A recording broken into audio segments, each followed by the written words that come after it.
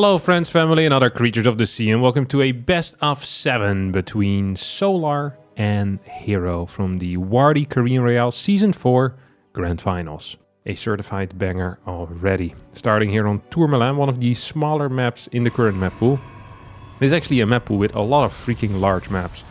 There is one particular map, I think it's called Taito Citadel, where if you send your probe out pretty much instantly, you're still too late to block your opponent's natural hatchery. It feels freaking awful. It's atrocious. One of the worst things that could happen to a man, let me tell you. herO here, however, was in time, as this is a slightly smaller map, as I mentioned. Managed to get that hatch block off against Solar. Solar, who's been in tip-top shape. If these two players would have played against one another, let's say 2 months ago, I would have given this maybe like an 80-20 in favor of herO. Right now, I am not actually sure what the percentages are. I don't know how favored herO is. I think herO is still going to be a little bit favored, but I'm thinking 55-45, maybe 60-40, depending on the day a little bit. So yes, I still believe that herO is going to be slightly favored, but Solar has been playing absolutely phenomenal StarCraft 2 as of late, and he doesn't seem to be stopping at all. He's taking no prisoners. He's just killing people, which is significantly worse than taking prisoners. I guess that's the point. Alright, Void Ray first coming out of herO. So Ling makes its way into the main base. So Solar gets the scout on that. Wants to go kill a little probe over here as well. We're going to get a 3 probe pool, 4 probe pool. Quite a bit of mining time lost here. This is definitely worthwhile right now for Solar. He's also trying to pull back this Overlord. The rest of the Overlords also need to pull back eventually. Do not want to lose anything against that Void Ray. Metabolic boost finishing up in a couple of seconds here too. Second gateway on the way. We're adding in a third adept as well. On this side of things, I think this adept ended up getting 2 link kills. Is that correct? 2 link kills on that adept, 1 link kill on the main base. It all checks out. So the Void Ray is going to be searching here for this Overlord. It's going to find it instantly. Like a heat-seeking missile. Knows exactly where that Overlord's hot body is.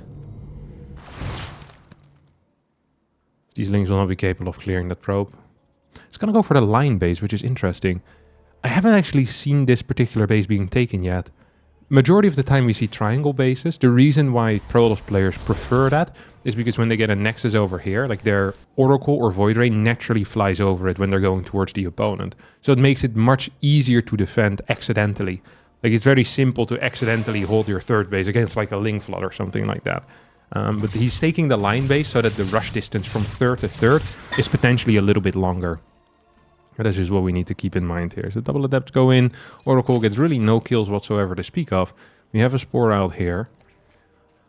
6 queens total. So this used to be the golden standard, the 6 queen stuff. Nowadays, I feel like 5 queen is the golden standard. Is what we see a lot out of Zerg players. Makes it a little bit harder to defend most, or easier to defend most things with 6 queens. But you're also giving up a little bit more eco because you have to build a 6th queen. And queens are quite expensive, 175 minerals nowadays. So it's just one of those things where it's like you're going to get a more consistent output, but your best output is going to be worse than your best output with 5 queens, right? Theoretically, everything is holdable with 5 queens. It's just much easier if you have 6. As these adepts are actually making quite a dent here into Solar's mining. There's a lot of freaking adepts out. 10 adepts total, and please do note that there's no glaives coming with this. So this is just a really freaking weird attack. Like actually just a freaking weird attack. I don't know what else to call this. He has 12 adepts out. 11 of them moving across the map. But he doesn't have glaives. So usually links are god-awful against this type of stuff, but in this case the links are completely fine. This is one of the most confusing build orders I've seen in my life. And I tend to watch my own replay, so it's a high bar of confusion that this needs to pass. Like, this is really weird. So I think the goal, like, let's just try to get into the mind of herO here, alright? herO, he's thinking, he's like, okay, I'm gonna show a lot of glaives and I want to force out roaches with that. Very frequently, when Solar builds roaches, he then follows it up with a roach all-in. Because Solar doesn't like playing roach styles generally. He doesn't want to go into lurkers. He likes to play Hydraling Bane if he wants to play a macro style. And he likes Hydraling in general and Hydraling Bane. So If he builds roaches, most of the time he's going for an all-in. The follow-up behind this is what herO is doing, is going for 6, 7, 8 gate blink with +1, which is theoretically supposed to be very good against roach, but could run into issue if the link count that survives is too high, because links are fantastic against stalkers. And right now I think we're seeing herO just kind of dying against the build that he knew was coming, or that he probably even baited out of here.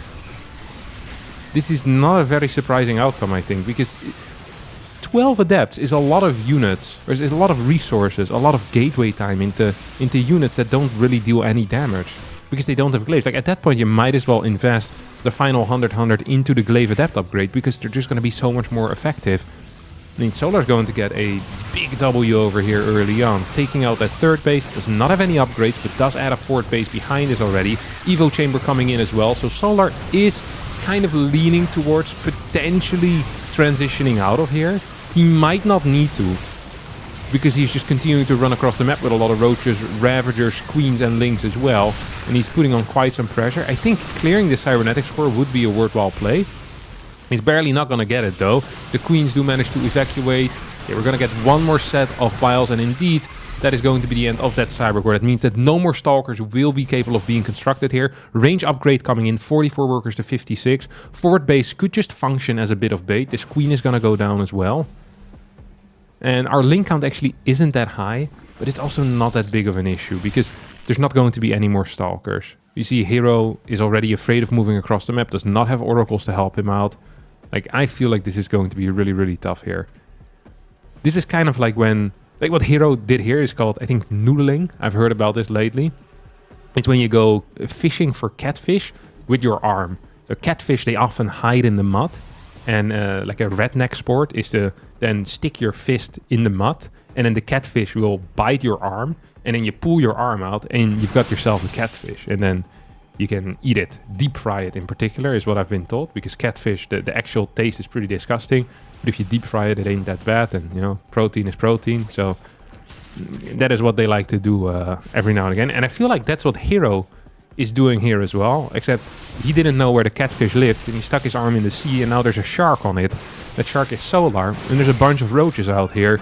We do have a Dark Shrine coming in. But I think DTs tend to be a little bit desperate against lair builds. Like... Usually you're not going to get a whole lot of damage, especially if you already have A, Overlord speed, and B, an Overseer out as well. So this is going to be a tough hold in my mind. 12 Ravagers get constructed here at once. 35 links are out.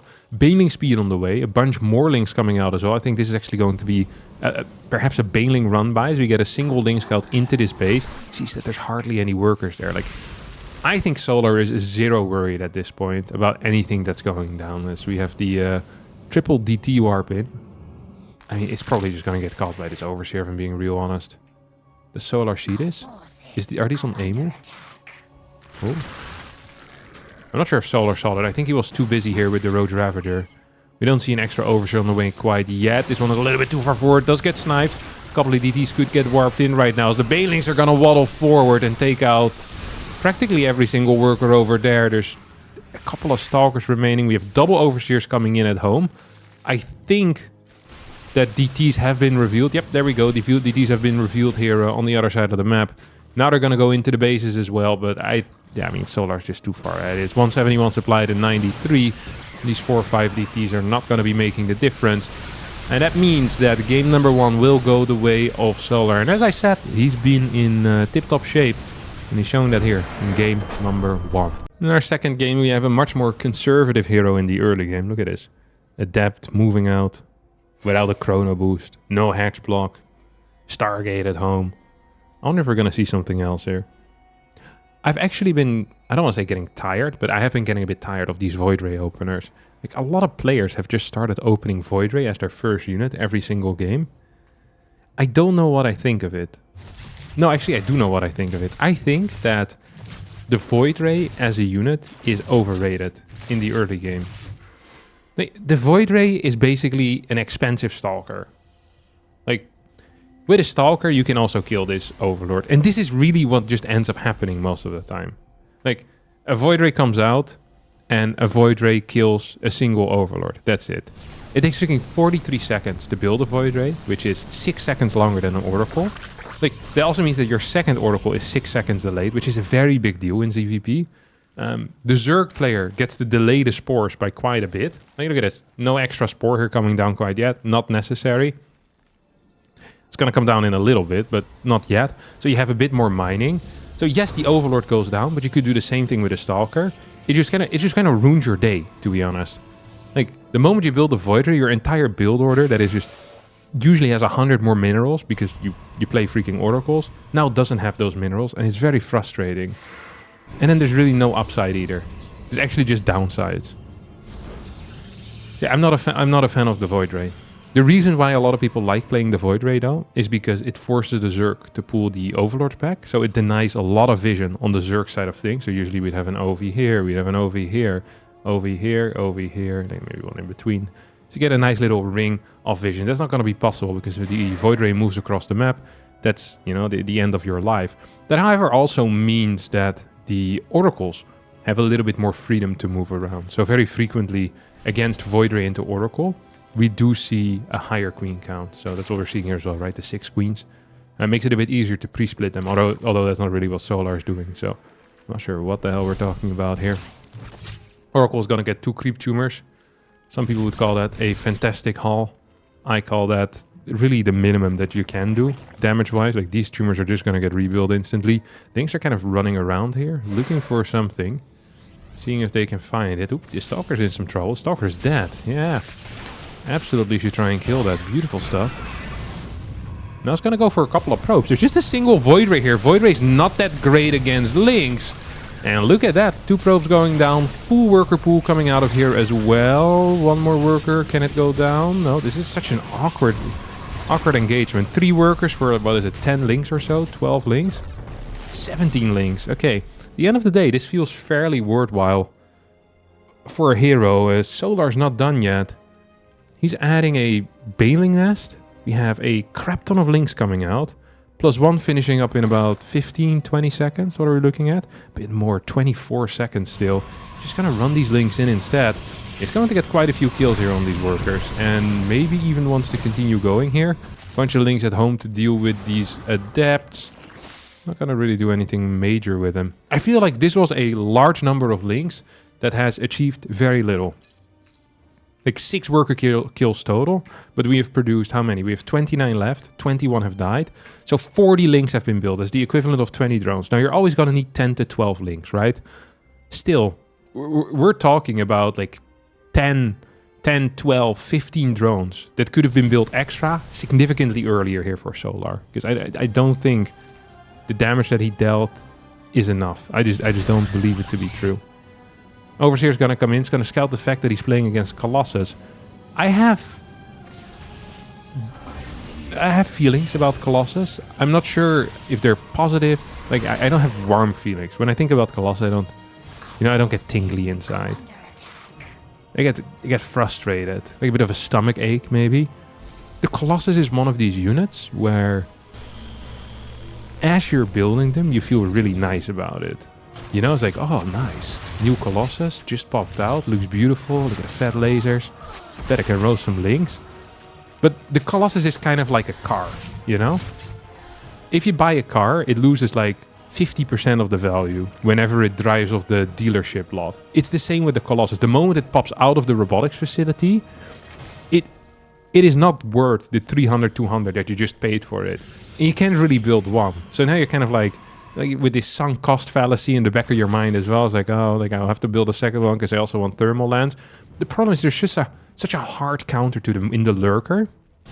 That's just kind of the end point of the Colossus. So you're often working with a very thin timing.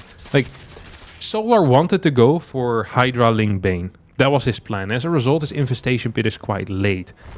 Due to his Infestation Pit being quite late, also means that his Lurker then is quite late. He's actually delaying his Lurker then even further because he's making a mistake.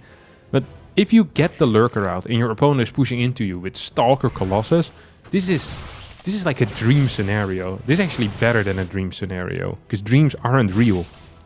And that would have been, although actually this also isn't real. So this scenario also is a dream.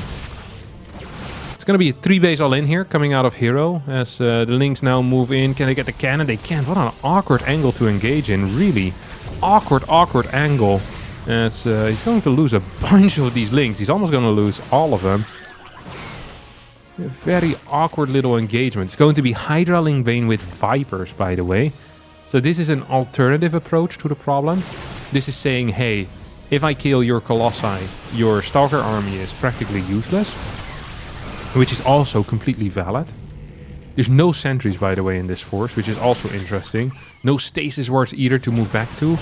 No big split-ups of the Stalker count either. So really quite a weird game that we've got on our hands. Where are the first Vipers? Okay, first Vipers are out. Need to gather some energy. We're getting close to the first Abduct being available. As, Vipers need to be so freaking careful. We get some blink forwards here. Viper number 1 in a world of trouble, potentially. Not in a world of trouble, just in a bit of trouble. Here comes pool number 1. Here comes pool number 2. Both of these Colossi are going to end up falling. One Colossus in the back. Drones getting pulled off the line as well. And look at that. Colossus go down. As we now have no Colossi left. I feel like attacking off creep here might not be the play. There's really no necessity for this.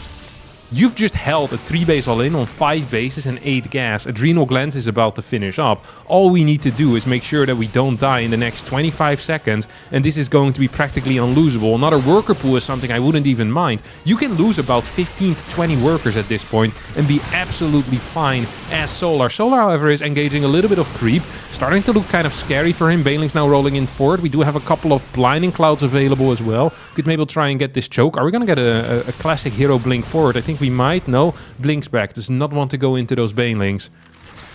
Wait until the Blinding Cloud is done. Behind this we have 9 gateways. Decent Stalker control as well. So ideally you have Lynx against this. But if you want Lynx, you need enough Lynx. Like you can't just have 5 Lynx. You need like 50 Lynx and then it's enough. But 10 Lynx are just not gonna cut it.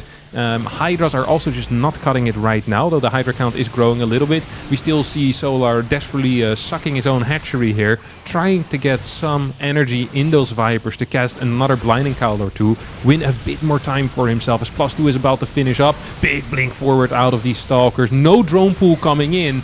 The drone pool often comes after the game has already ended. I feel like the preemptive drone pool is a very underrated move. I think it is fantastic because they tank a lot against Stalkers in particular. Hey, just pull them before the game is completely desperate, because now you're gonna need to pull them anyway. Like, you know you're about to get into a really bad spot. Hydra's moving forward. What an awkward move command there out of Solar. Big blink forward out of herO and Solar supply. Yep, there we go. Two Hydras left over against 35 Stalkers, and now the 20 drones come out. GG gets called as herO wins the game here on Winter Madness. Yeah, pulling the drones early is kind of like applying a tourniquet to like a leg, you know?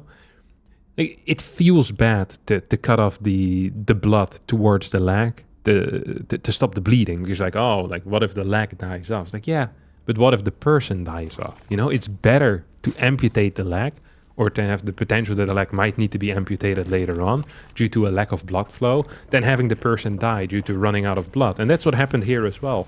I feel like it's actually the perfect analogy, and me as a certified first aid emergency man knows all about these types of situations, and I feel like I can think way more clearly now that I've got my first aid certificate. Like, in these types of situations, I see like, oh, Solar's he needs to stop the bleeding. But he does not want to amputate his own leg because he likes walking. So, you know, it's tough. It is very tough for him. But yeah, I can recommend him doing a first aid course. Like, you see StarCraft 2 in a different light afterwards. Like, know the emergency situations in which you need to step in and step up, more importantly. All right. Game number 3 here on Ruby Rock. A phenomenal map. One of the more phenomenal maps. The reason why I like this map a lot is because the first 4 bases aren't that easy to defend, and the 5th base really opens up the game, because you're either going over here, it's like walk down a ramp, walk up a ramp into your own 5th, big open space, beautiful stuff. This base also really freaking far away. This one a little bit further forward. So this feels like a bad map for camping, and a bad map for camping is a good map for StarCraft 2 usually. This is the rule set that I live by. My personal rule set. Okay, what do you have here?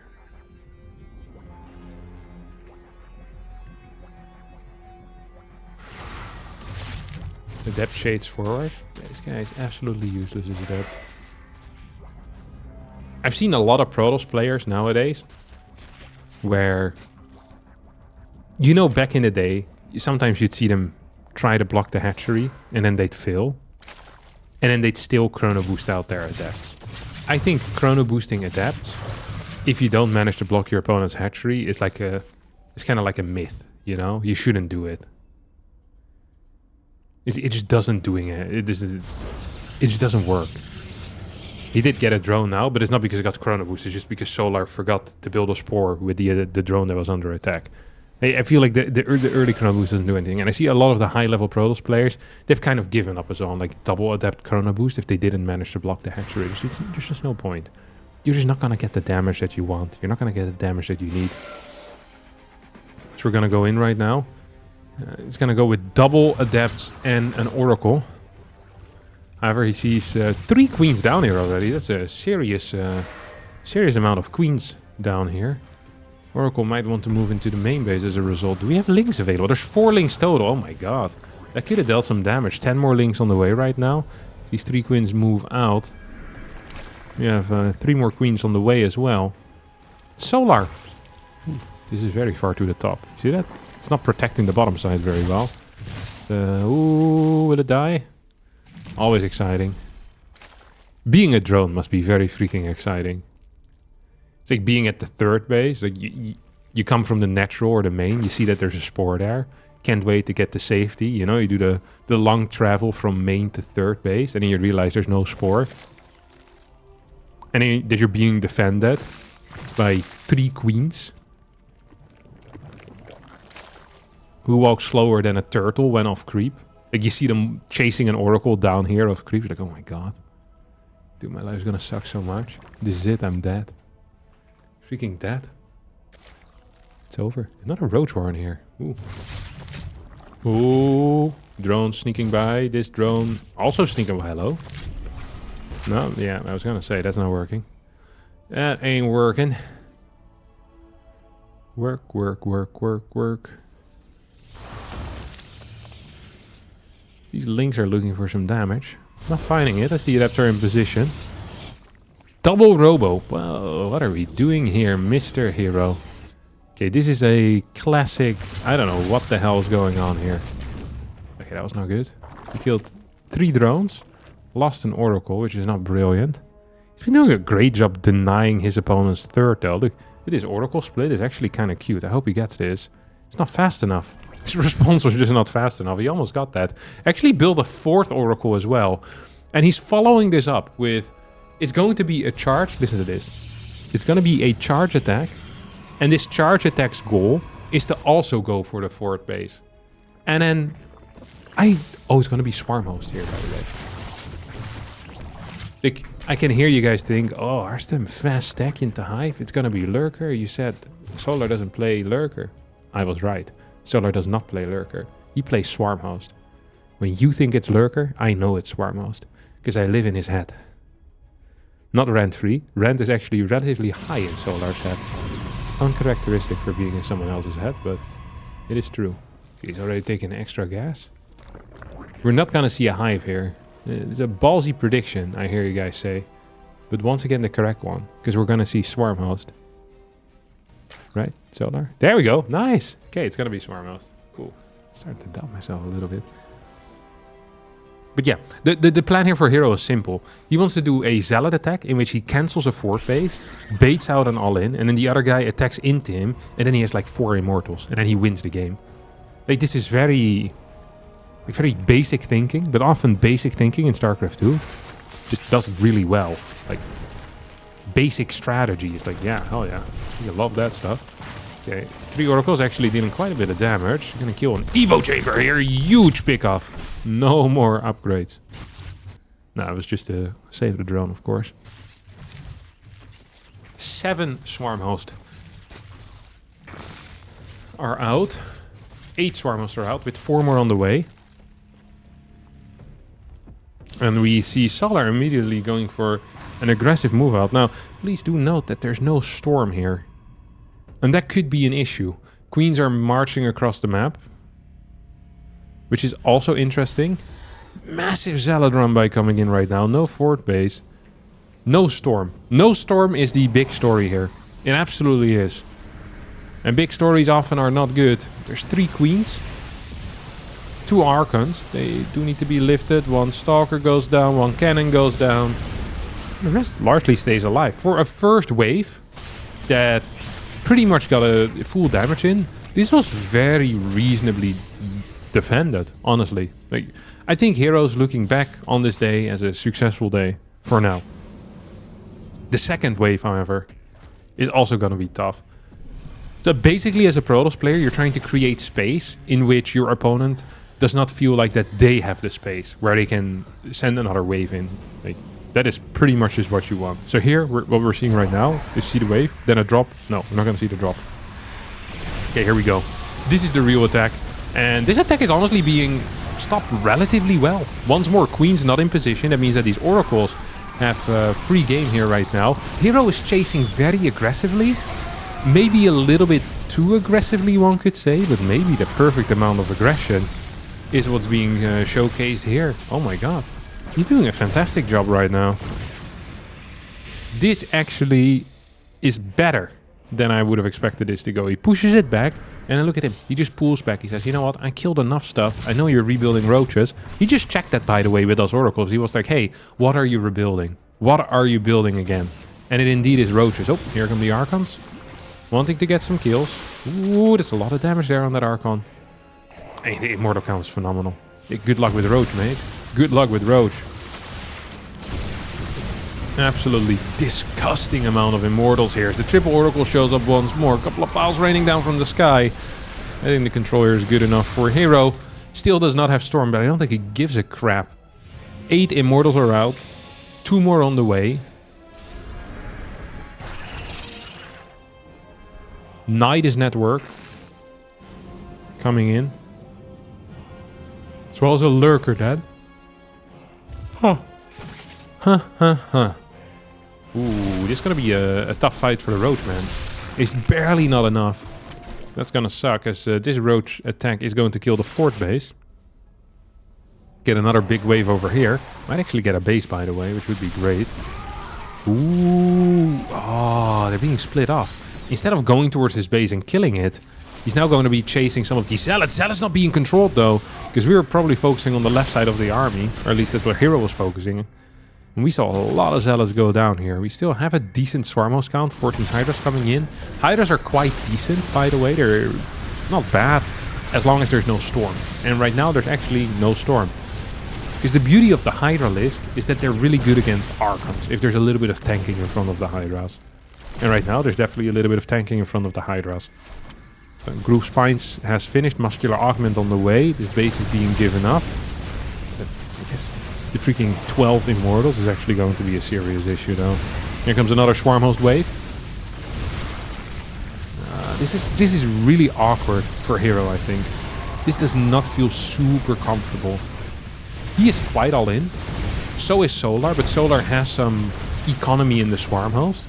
Because those are practically free units, right? You can just kind of keep trading. I often feel like low eco games tend to go the way of Swarm host, but in this case I feel like 14 Immortals might have something to say about that. Another Archon goes down. Swarm host wave available in about 10 seconds from now. Lurkers on the way as well. Not going to be super useful against this many Immortals, especially without the range. Where are our Swarm hosts? Here they are. And here comes the Locust. Well, not even really a flank. Just the Locust drop to the bottom. And that's going to be it here in game number 3. herO with 14 Immortals wins game number 3. An unfortunate loss for Solar there with the Swarm host Roach composition. Oh god, he's on a mission.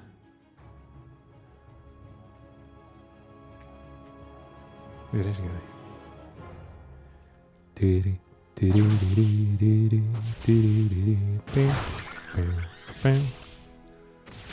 Okay, Overlord's gonna move to safety here onto this high ground. We'll get there as well. This guy also moved back to a high ground. Bit of an awkward early game here. Bit of an awkward early game. Oh, is this high ground reachable? If you get vision from up here, is this like a different level? This seems like a significantly sized pole, you know? Sometimes when there's a high ground, like for example over here, then you can see it from this type of thing. But here I'm not sure, like which level is this pole operating on? So this is such an awkward location to try and kill, as the link speed is now finished as well. I think this Overlord just gets to go to safety, to be honest. Like, you're keeping both a Stalker and an Oracle completely occupied here. If there was even just 10 links right now, this third base could have been in some trouble. Or at least this Adept could have been in trouble. Even now, it's almost in trouble.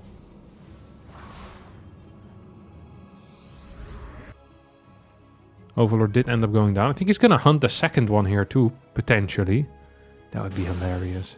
His entire early game is just hunting Overlord. Moves away with the Oracles as the Stalker in a little bit of trouble. Nothing in the wall here. Get a single Zealot Warp and the Oracles make their way back home. This is so bad for herO. Like, he's just been spending his time flying back and forth between a Stalker and the potential harass. And we're 5 minutes in game and not a single drone has gone down. Hell, just now we're going to get a Spore over on the third base. Melee is on the way here as well for our good friend Solar. This is just looking the opposite of phenomenal. It's looking terrible. It's looking terrible for herO here. Once more, it's going to go into double robotics facility charge. Same type of build as in the previous game. This time though, the deny on the fourth base has been way less severe. We're also not opening with fast roach into lair. Instead, it's going to be a quick +1 attack here into lair. Quick pull away there with the drones, which is nice. Try to make it into the main base. I wonder if they're actually going to get there. I have a feeling that the answer is no. Not get anything useful at least. Ooh, a couple of drones might fall though. Queen goes down. Okay, now we're cooking. 2, 3. Not the cleanest micro that herO has ever showcased. At the same time, links on the other side of the map are actually dealing a lot of damage against these Adepts. Oh, this bad boy is also gonna go down. That's what, 4 Adepts falling here? 6 Adept and a Stalker. There's a unit in the wall. So that's where the story ends. Oi, oi, oi. Spire quickly coming out. I was gonna say earlier, like when I saw the double robo, I was like, it is one of these builds that is really freaking cool if your opponent is not building flying units. But what the hell happens if you're fighting against someone playing pure link Muta? Off of like a good eco. The problem with Immortals is that there's no real way to move across the map. If you're playing Zealot Archon, you could still say, hey, I can move across the map with 3 Archons and 10 Zealots, and you're going to force out Banelings. You're going to force out a defense. Like, they might just die. They'll be forced into building Roaches to not die against the Archons as well. Like, it's just a weird situation for the Zerg in that case. But if all you're building is freaking Immortals, it's not that weird at all for the Zerg. It's like, there is no anti-air here at all. You're gonna get the scout into the main base, see the double robo pumping Immortals, just like before. You might even consider cancelling the Glial Reconstitution here. He won't, but he could have considered it, because are you really ever going to be building Roaches? I think the answer will be no. Second Stargate coming in. This is no half measure out of herO. He wants to make sure that he cannot die against Mutas. He does need to be careful, because he's going to be playing 6 gas versus 8 gas. And I think soon there's even going to be a 5th base. And then we're going to be talking about 10 gas potentially versus 8 gas. Or 10 gas versus 6 gas. And then life is really going to become tough. +1 is already done. There's no storm. Do we have a Baneling Nest? No, we don't. Okay, Stasis gets targeted down. We have a bunch of links trying to help out there as well, but they pull back. Oracle 1 goes down. Corruptor's coming out. It's actually going to be Corruptor Muta here. So it's the, I don't want to call it the oldest play in the book, but it is definitely a proven play in the past.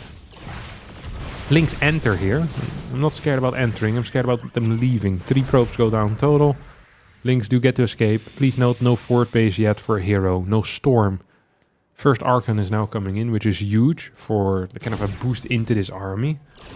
What I'm really afraid of, though, is the pure reliance on Phoenix in the defense. Sounds great until Corruptors show up, because Corruptors actually do really well against Phoenixes. Then you're going to have these situations where you're fighting here, Mutas are killing 20 workers, and the Corruptors end up dying. Like maybe you kill like 2-3 Corruptors, but you lost 20 workers. And those fights are never good. They really never are. So you just send the Corruptors in forward. Either they're not attacking the Mutas, or they are attacking the Mutas, but then that's also weird. Like, you can't attack the Mutas with the Phoenix at this point. It just doesn't work. So they're just not attacking the Mutas most of the time. Like if the Corruptors are properly chasing, and that's exactly what's happening here right now. Look at that. A couple of Phoenixes going down here as well. We're on 10 gas mining right now. 1600 gas income against 900 gas income, which is very painful. This gas isn't even fully mining. These gases are constantly being denied as well. One thing I kind of miss is the Baling Nest, but I'm not sure if it's something I really miss. It's completely possible that the Baling Nest is a luxury good at this point. It's not something that's necessary. The Corruptor Muta seems to be the main damage output here in this force. 190 supply against 152. Solar's going to get pushed back actually pretty big time. And herO decides to move across the map. This is scary though, because the base trade possibility is always there. Gonna need a couple more Mutas in the mix though, because we focused heavily on Corruptors for a while. We're 10 Corruptor versus 5 Phoenix. Yeah, that's a bit yikesy, as the kids would say. It's actually it's really quite yikesy. Mutas need to deal with the ground. Corruptors will deal with the Phoenixes. And the ground is now gone. This is starting to become a serious issue. The complete lack of... the Phoenixes are gone. Like, the lack of Phoenix means that once the Muta count becomes too big, it will be impossible to ever really fight it once there's Lynx nearby as well. So the Lynx are going to run in. There's really nothing defensively at home. Double Archon drop does get sent back home. Just feels scary with all of these Corruptors available. Here goes the Prism. And with that Prism, the transport possibilities on these Archons has been lowered significantly. Lynx now entering the third base as well. These feel like bad trades. Like, instinctively, they feel bad, potentially. And you look at this like, oh, a lot of Lynx went down there. This sucked. But at the same time, what matters is that the gas income is still very good for Solar. He can throw away a lot of these Lynx to win time, to build upon his gas army. As long as his opponent isn't adding more and more Archons into the mix, losing Lynx is fine. Like, trading minerals for gas units of the Protoss is exactly what you want to be doing right now at this point. And we're gonna go full send it, full on base trade out of Solar. He says, hey, I think I can probably fight this army at some point, but I know that you cannot win in a base trade. And that's what he's going to be doing here. Couple of Stalkers did get sent back home. Archons actually some very neat damage output. Solar falling asleep at the wheel here. Oi, oi, oi. He said, Jesus, take the wheel, but Jesus hasn't been born yet. It's not Christmas, mate. Wait a couple more weeks. That was terrible out of Solar. He lost so many Mutas there. A lot of health as well on those guys. Now I'm actually starting to become a little bit afraid. We do have the Corruptor drive-by into this base, but a single Archon is going to kill that too. Mutas are coming back home. What is the anti-air still alive, actually? Might this just have been enough either way? The Stalker number is not good. At the same time, though, lots of hatcheries going down. For the first time in forever, we see the Air Force destroying everything on the ground, but also we see the worker count ever so slightly in herO's favor. The problem for herO is that he's gonna lose a lot of Zealots here. He's gonna lose all of his Zealots. The problem for Solar is that he just doesn't have any workers, and that means he's now all in with 18 Mutas and 1 Corruptor. What the hell is this Archon doing out here? What a surprising find. A surprising catch to me. Zealots being sent across, which is fantastic, of course. A single Muta is going to stay home to deal with that. Roaches being sent out as well, making sure that you don't die to individual Zealots. A lot of Overlords in the bottom right. Once again, drones most likely going down. What the hell is Solar doing? No, you can't go home. You cannot do this. What are you doing? This is a mistake. No. Like, time is of the essence, and Solar is happily just kind of chasing units around. I do love, by the way, the roaches being built. I think it's such a good call. Phoenix count, now it's 6. There's 1 Corruptor out. Don't forget, these Phoenixes do have +1. We have 1/1 upgrades on the air for Solar. I think Solar has just lost the game. I do not... pickups are good, by the way, right now. It's exactly what you want. Pickups on links. There's anything you can pick up. If you can pick up anything for free, you want to do that. Like ASAP. Okay, we're going to have 2 Archons, 2 Stalkers, a Sentry, and what is it, like 8 Phoenixes. Here comes an attack onto the Archon. GG gets called as herO wins this game here against Solar. To me, it really felt like Solar had that game in his hands until he started losing all those Miras. Until he took so much damage. I feel like a full-on base trade here. If you have like a very large Mura count, is always the correct call. You try to proxy a hatchery on the bottom left, bottom right. You try to save some drones. You're gonna run around for a little bit. If there's no Phoenixes, there's nothing the Protoss can do anymore. And there were no Phoenixes at that point. So, yeah, just an odd situation. Very odd. Very peculiar indeed. This game, however, on the White Rabbit is going to be a little bit different. Most likely. As we have herO opening up with a wall. Ooh. I was going to say a warp gate. I got so excited here for a second. herO is not much of a Twilight Council player. So if he would have blessed us here with some Twilight Council play, it would have made my day. My day is easily made though. Bless me with some Twilight Council play and it's made. Just like that. The bar is low. Ooh, double queen coming out for Solar, starts smacking these rocks around. The unbuildable plates. There used to be... so these unbuildable plates weren't always here. I remember they got introduced, I want to say in like 2011 or so, 2012. And just after they got introduced, there was a tournament. I want to say it was like a dream hack. And it was a game between Lucifron and Slivko. And Slivko went for a 6 pool. And Lucifron was known to always be a little bit unlucky. Like, he was always rank 1 on the ladder. He was freaking good. But for whatever reason, he never seemed to, in tournaments, like, it just never, never paid off for him. And this was just after the unbuildable plates got introduced. And back then, the unbuildable plates, if you would right-click them, your unit would start attacking them because they weren't neutral. They were just like an adversarial unbuildable rocks. Pretty much, they were just rocks there, and you right-click them, they start attacking. Nowadays, you need to A-move them to start attacking them. And then Lucifron, with his Reaper, while trying to defend a 6 pool, accidentally right-clicked on top of the unbuildable plates. His Reaper started attacking the unbuildable plates, and as a result of that, the Lynx killed his Reaper and he lost the game. And then he got eliminated out of the tournament due to that. I'll never forget that. It wasn't funny for him at all, but for everyone else, it was, another anecdote of Lucifron getting unlucky, which felt like an endless string of, just not quite getting there. Ooh, what the hell is this? Solar is very quickly getting a Roadwarn. 415? This is interesting. We also have a fast lair coming out right now. Void Ray into Oracle. It's going to be a Tempest Rush.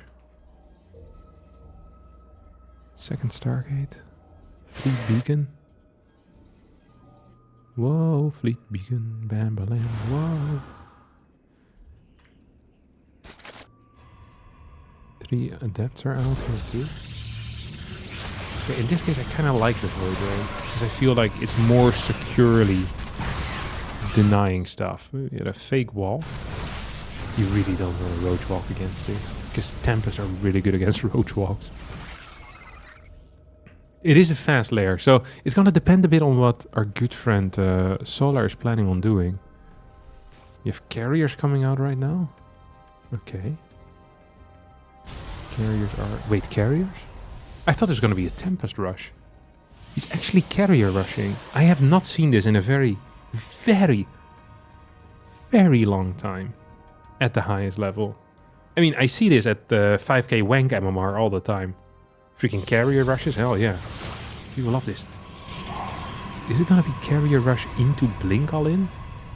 Can we get a spire coming out right now? This could just be a defensive spire, by the way.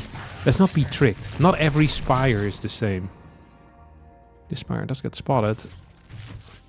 Solar might cancel the spire after getting spotted. And that would be terrible, because he needs the spire for dealing with the carriers. I don't understand how Solar is reading this. Because he's gonna go for a Corruptor Roach all in, but I don't understand how he's figured it out. I'm just not quite understanding why, how, when. Okay, he's not reading it right at all. Okay, he's gonna go for a Roach Queen all in. Alright. Yeah, I was completely shocked by Solar's ability to completely get the right read. I was like, man, he's gonna go Corruptor Roach Queen. That is such a good counter to Carrier. Like, it's actually what you want to be doing, but instead he's just gonna go for Queen Roach. He's going to be straight up dying. Ooh, okay, nice cancel there on that core. Although the core still has like a bit of an after spin, you know? It needs to slow down, like cool down. It's like what they tell you to do after you go for a run. You know, you don't just... You have a bit of a cooldown. Go significantly slower. I never did that, now I'm injured. Hate to see it. Probably because of that. No other reason possible. Always cooldown. Mothership on the way. I mean, this is going to be one of these very awkward battles. Because there's going to be 4 carriers and there's 6 queens. I'm not sure if most of you have finished your primary school or not. But if you have 6 carriers with freaking infinite interceptors in each, and there's 3 queens who can't transfuse one another because they're off creep, that usually doesn't end so well. Alright? It usually doesn't. Hey, we could go into a... This follow-up is so odd though. It's just like... Charge +1. This would have really sucked against a proper Corruptor Roach all in, by the way. Like, this would have been freaking impossible to hold for herO, because he's going charge and carry. Like, there's no Void Rays behind this. Doesn't have anything to shoot Corruptors with. His queens are now going down. It feels like herO is just walking across the map and winning the game, but we do get a safety recall. I don't know how he smells this, but whenever there's danger, herO just uses his nose, which is normal size, by the way. It's not like he has an abnormally large nose. That is not like a super sniffer, you know? It's a very regular sniffer that he has. I've seen it many times in real life. Not once did I think to myself, ooh, that nose? Out of proportion, herO. No, completely normal nose. It just works better. And that is the, you know, the type of stuff that you want. herO once again showing us that the size does not matter when it comes to noses. 15 Corruptors. That is a sizable army. 15. I'd say once you get like 19 Corruptors out, you're probably killing these carriers easy peasy. There's going to be +1 on them. No, there's not. Not before you get +1 armor. So, yeah, I feel like 19, 20 Corruptors is such a huge number. And then you just go for another push. This actually has some serious potential. I'm not saying it's gonna work. Because what do we have defensively? There's 2 Archons that can target Corruptors. There's 2 Void Rays and a Mothership. 3rd Void Ray coming out. So there's a couple of things that just annoy it. He's already cloaked for whatever reason. I don't know why that is. But you could smell it. That's why. Freaking smells it, this guy, man. It's ridiculous. More Void Rays coming out right now. We have Flux Veins as well, the Void Ray speed. It's going up to 4, 5 Void Rays.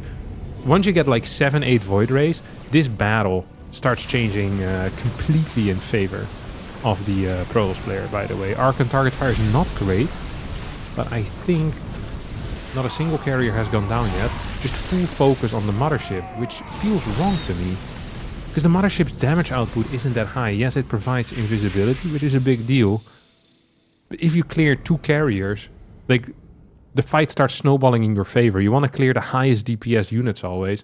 Solar didn't do that. It's building 8 more Corruptors. At this point, though, we're moving into like 5 Voids, 6 carriers. We still have 3 Archons on the ground as well. The supply just continues to grow as well for herO. Also, Might even have a Guardian Shield available soon. Oh, here we go. Oh my god, good biles there on top of the Voids. 3 of them going down. Beautiful stuff. But the Corruptors are fairly damaged. Let's see if they can go back in here. Void Ray goes down, not the greatest target fire. Oh, there's such an awkward angle. Look at this. Archons are just absolutely splashing the ever-living crap out of them. As the Carrier's now unleashed. Doing a fantastic job. Here we go. More Archon splashes. The Corruptors end up dying. The Roaches on the ground fall as well. And herO professionally pulls back. Look at that. What a professional here. He says, hey, you know what I need? More crap. And so we're going to get another Archon volley onto this. One Archon does end up falling, but a lot of Roaches going down too. So far, 19 Corruptors have gone down. And zero Carriers have fallen. Income-wise, we're trying to move up to 9-10 gases. Zealot run-by comes in towards the top side, but to me it feels like herO is slowly but surely walking towards a victory. The Corruptor count is pathetic at the moment. It ain't looking good. This base under heavy fire, nothing nearby to help out, and that means that Solar is going to commit into this army, and he dies. herO wins the series 4-1. I thought Solar had some good chances. The Mura game should have been his, but it wasn't. And now he ends up losing 4-1 in this best of 7.